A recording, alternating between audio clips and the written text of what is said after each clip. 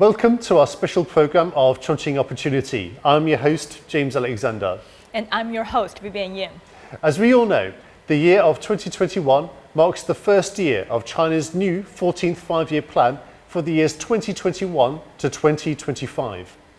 The plan, based on wide public solicitation, will clarify China's development plans for the next 5 years. Our focus today is on the changes we can expect to see over this time. So China State Council convened a plenary meeting to discuss the draft 14th five-year plan for national economic and social development and the long-range objectives through the year 2035 in January. The two documents will be deliberated at the top legislature's annual session starting on March 5th. The 14th five-year plan is set to outline the national strategies that will meet challenges faced in the domestic economy and international complications, covering areas such as green development, higher self-reliance in technology, and promoting construction of the Chengdu-Chongqing economic circle. China is expected to implement a series of plans for green and low-carbon development in order to reach peak carbon emissions by 2030 and to become carbon neutral by 2060. So to reflect the country's plan and goal on green development and to improve the local environmental quality, Chongqing has actually made breakthroughs to tackle pollution, including efforts on tackling water, air, and soil pollution in 2019. The main focus was to play a demonstrative role in facilitating green development in the Yangtze River economic belt. Thanks to green agriculture and country tourism, where rural prosperity has been achieved, citizens can enjoy the fruits of ecological restoration that have driven poverty alleviation with minimal impact on the environment. So speaking of that, I would like to ask James to provide an example of a green development. So I know that you have a lot of experience in visiting some of our counties and the districts in Chongqing.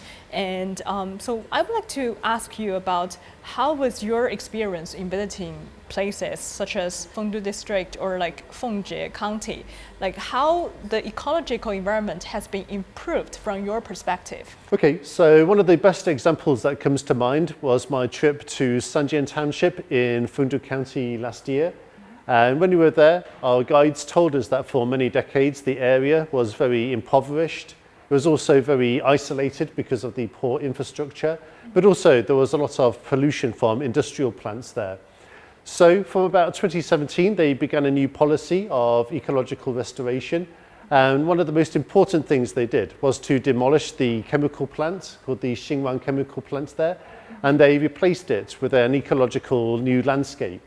And it was on this basis that they helped the local residents rise out of poverty, basically through two ways. So one way was through agricultural produce, and the other way was through cultural tourism. So a lot of the local residents, they opened up homestays and places where people could go for rural entertainment. That sounds really fascinating. And as he said, that actually a lot of counties and districts, just like Fengdu County has been greatly improved, and their environment has been like significantly improved as well.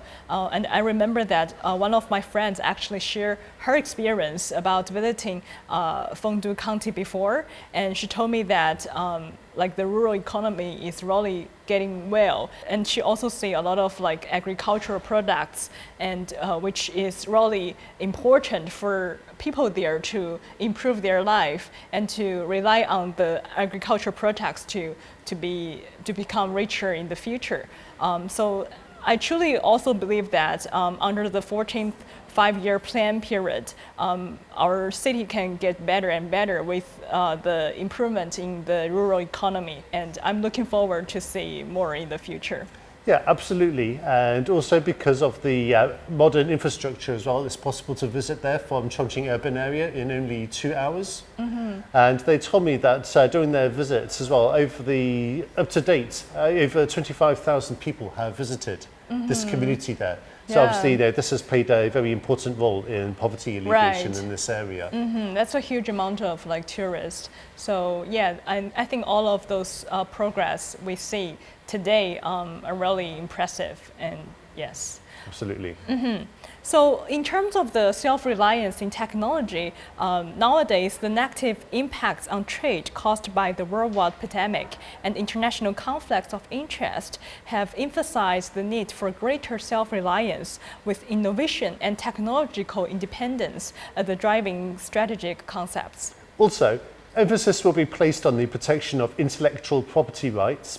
Strategies formulated through conferences held to explore the cultivation of talents will be implemented, and the infrastructure for technological innovation will be further developed through industry clusters, pilot zones, and centres for communication across multiple disciplines and innovation across different regions in China. So Vivian, we've just been talking about technological innovation. So do you have any stories about that you would like to share with us? Yes, for sure. So one of the great examples to reflect China's self-reliance in technology would be the continuous development and construction of the Western Chongqing science cities. So the science city has an ultimate target of creating an innovation center for science and technology both domestically and internationally.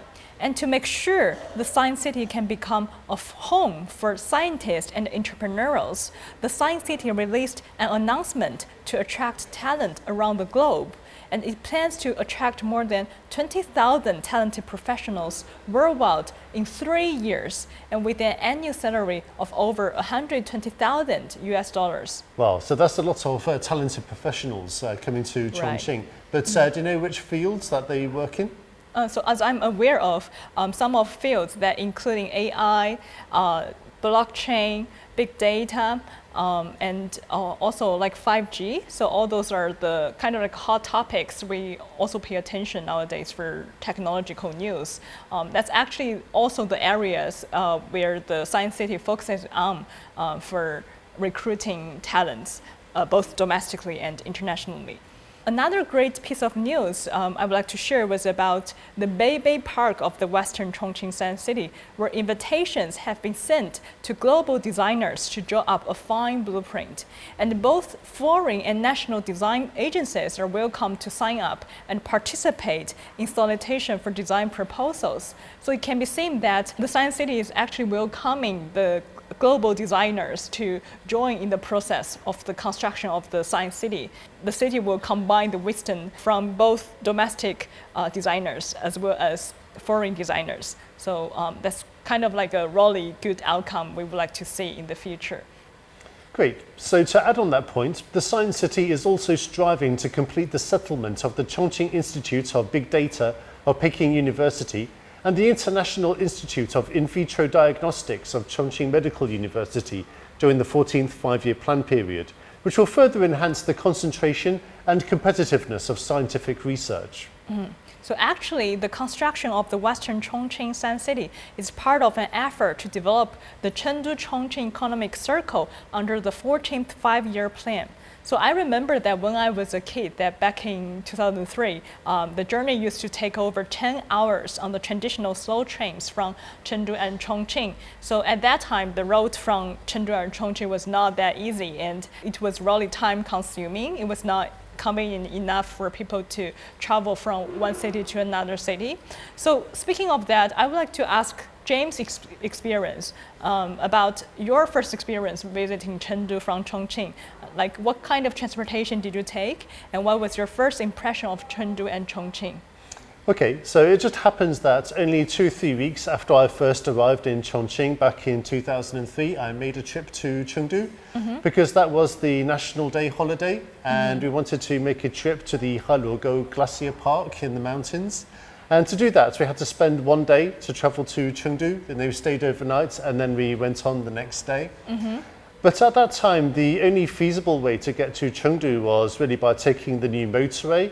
And that new route had only been opened maybe a few months before, something like that. And remember, it was okay. It took us maybe about 5 or 6 hours to drive there because of the traffic.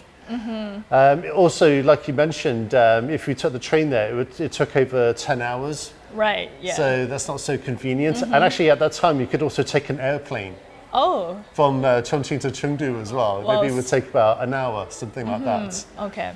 So I think the main thing that comes to mind is that in those days, and even as late as 2011, 2012, we always used to think of Chengdu as somewhere very distant from Chongqing. Yes. And whenever we travelled there, my wife would often say, oh, because we're very far from Chongqing, we have to buy some travel gifts, for the family for when we return. But that's all changed now. So now we have at least three different motorways with different routes going to Chengdu.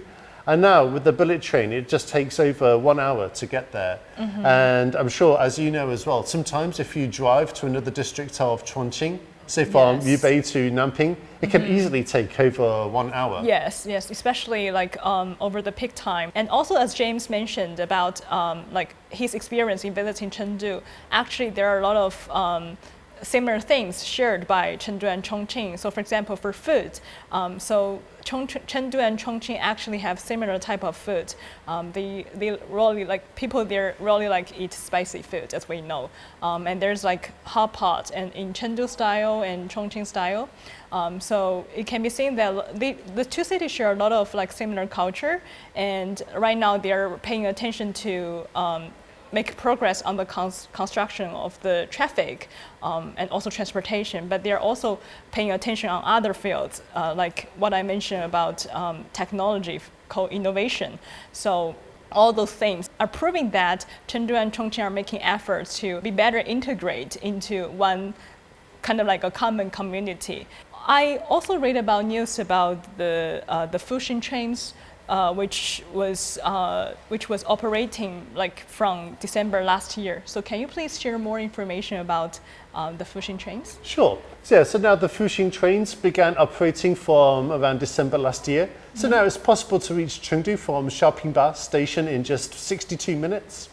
So just a few years ago, a trip to Chengdu really felt like a major excursion, but now it's convenient and cost-effective to travel there on a day trip for just a few hours if need be.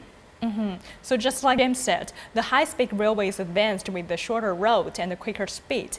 And in the future, the travel time between the high-tech zones of both cities can be even reduced to less than 40 minutes. And the formulative stops of the road, including the Western Chongqing Sun City, which is highly expected by many.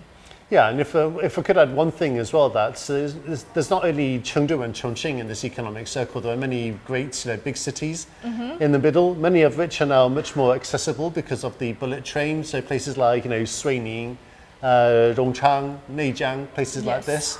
So yeah, many places on the routes are also very accessible, and that has also allowed them to develop a lot of these industrial parks as well. That's really good to hear. Okay, so that is the end of our special episode of Chongqing Opportunity today. Thank you for following us. I am your host, James Alexander.